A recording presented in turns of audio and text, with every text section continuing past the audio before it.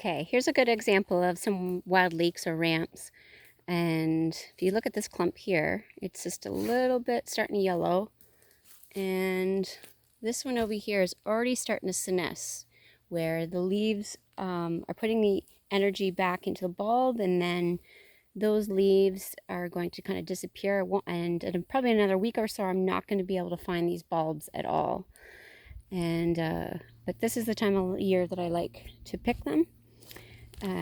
Because they come out of the ground really easily. I don't need a shovel. And the bulbs, because like I said, all the energy's gone into the bulb, that they get pretty big to store all the sugars and starches for over the winter. So I wait right till the end. The bulbs are bigger.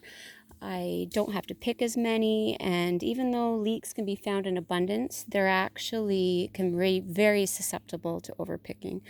And that's why in some other jurisdictions, in some other provinces and states, it's actually illegal to pick them just to protect from overharvesting.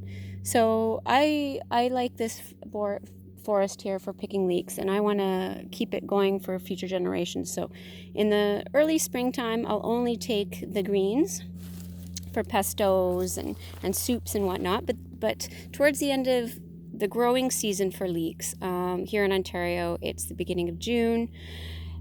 It's I like to save a few to pickle. And so if you look, I look for the big mature stems. This one here, and this is the flower stem. It's kind of like a garlic scape. You can pickle that as well. And these ones, I can still use the greens.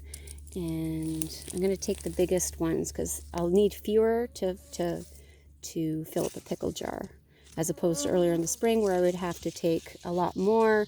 And like I said, that's not really as sustainable as waiting till they're really big. So yeah, you can see, like, I don't need a shovel. I didn't even bring a shovel with me today, and look how easily that came out, and look how beautiful and big that one is. I don't need many to fill up a pickle jar with that. So I'm going to take a few here, and per patch I'm just thinning them. I'm not taking them all, and then I'm going to move on to the next patch so that this one can kind of, I'm just kind of thinning it out so that this one can kind of keep multiplying in future years. So yeah, see these smaller stems here, I'm going to leave those. Those are smaller. I know the bulbs are smaller, and I'm going to leave those to mature for future years. But I'll take these guys because those are really nice for the pickle jar. You can wait till you get home to clean them, but they clean really easily. They kind of have like a bit of an onion skin on the outside, but it slips off really easily. And so sometimes I just do that right out in the field here.